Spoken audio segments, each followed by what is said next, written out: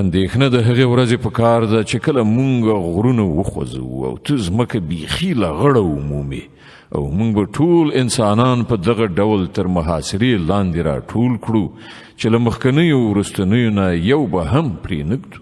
او ټول به ستا د رب حضور ته لیکي وړاندې کړی شي. دا دی وګورئ راغلی که نه تاسې مونږ ته په همغه شان لکه چې مونږ تاسې لومړی ځل پیدا کړي وئ. تاسې خو دا ګڼلې وه چې مونږ ستاسې لپاره د کومې وعدې وخت نه دی ټاکلی او د عملنامې کتاب به مخې ته کیښودل شي. په هغه وخت کې به ته وګورې چې مجرمان به د خپل ژوند د کتاب ثبت شوو چارو نه ویریدونکي وي او ویونکي به وي چې های زمونږ بده بخته دا څنګه کتاب دی چې زمونږ هیڅ وړوکی غټ حرکت داسې نه دی پاتې چې په ده کې درد شوی نه وي.